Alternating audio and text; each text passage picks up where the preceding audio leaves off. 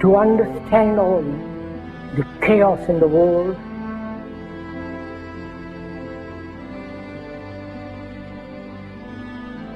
and as we have been programmed, both biologically, physically, programmed mentally, intellectually, one must be aware of this being programmed like a computer. The Quran says you are busy piling up, calculating, developing your careers, your money, your occupation, your wealth, until you visit the graves. Think about it. When was the last time that you went to a funeral? What was the demeanor? Were the people cracking jokes? Were they dancing? Were they clapping and singing songs? No. Silence. Why? Because every person that walked in that room, seeing that person stretched out, the first thing they thought about was not the person. The first thing they thought about was that one day, this will be me. A crisis which the politicians can never solve, because they are programmed to think in a particular way.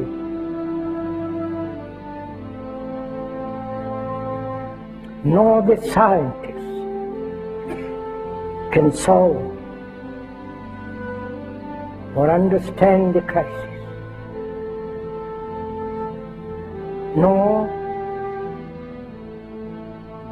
the business world, the world of money. You have meddled with the primal forces of nature, Mr. Beale, and I won't have it! Is that clear?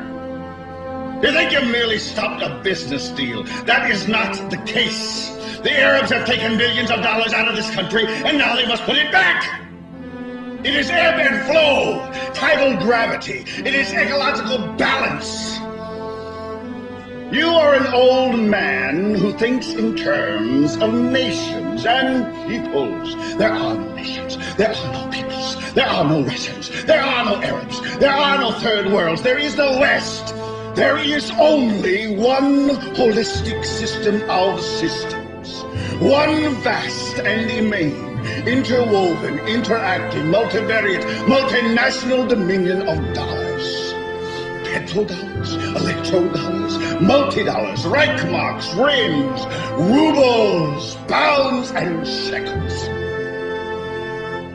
It is the international system of currency which determines the totality of life on this planet. That is the natural order of things today.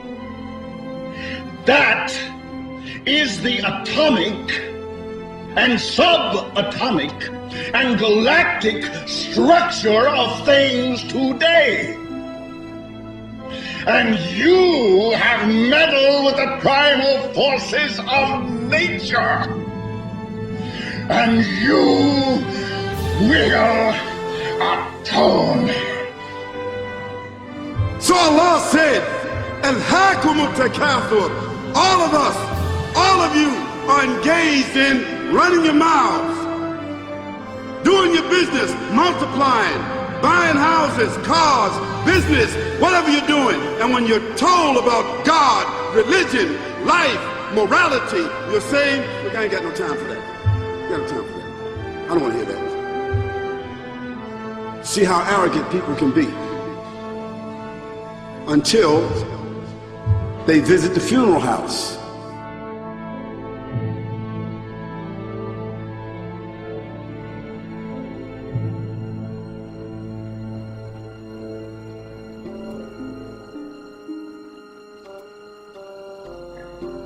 So unless one is very, very serious, not flippant, not casual, but is concerned with the whole of humanity.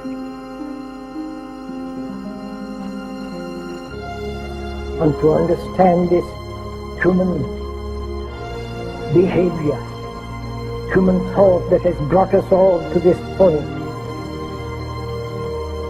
And you say to yourself, is that it?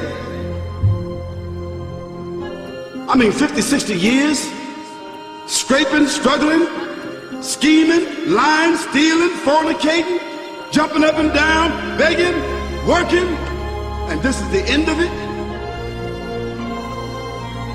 I mean, is this what's going to happen to me?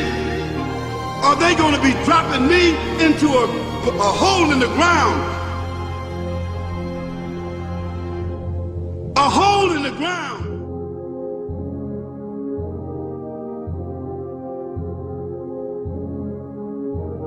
I disagree with you on Israel, but in what way? You're not a supporter. I hope Israel flourishes. I just don't think it's worth an American life or an American dollar.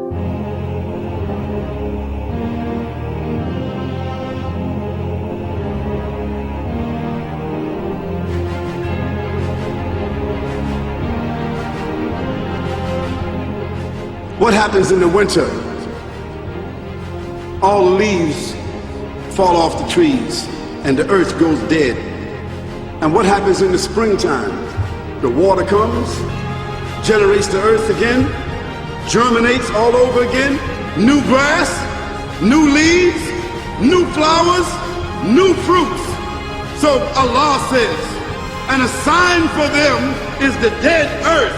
After that, we give it life.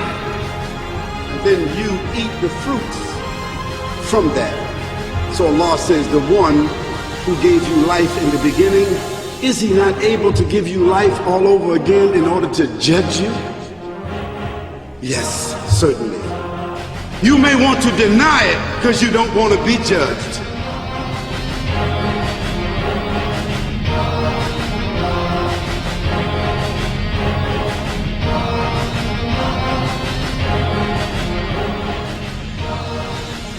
And we said, and to us this living, which is misery, is we accept.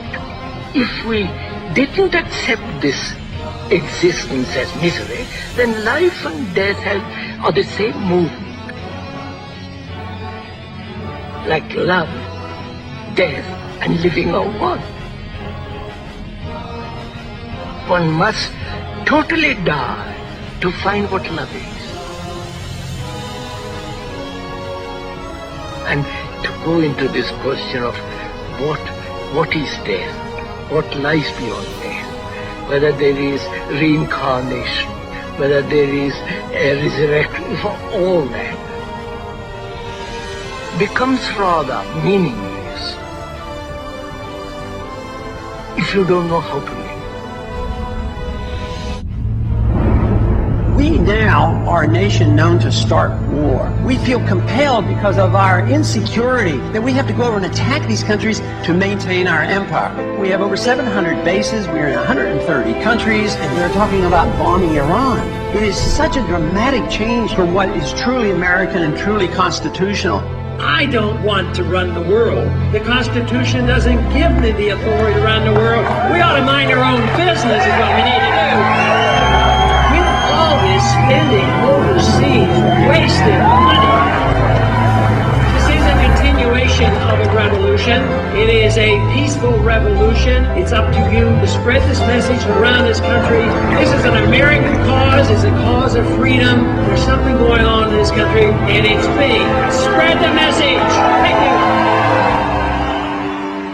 you. Because there's a reason for humans to go inside the grave. If the Creator wanted to, He could have caused us to live and then disappear into the atmosphere. But He didn't. He caused us to go into another womb called the tomb. You started out in the womb of your mother and you wind up in the womb of the earth called the tomb. The alternative is that civilizations don't last very long, but destroy themselves.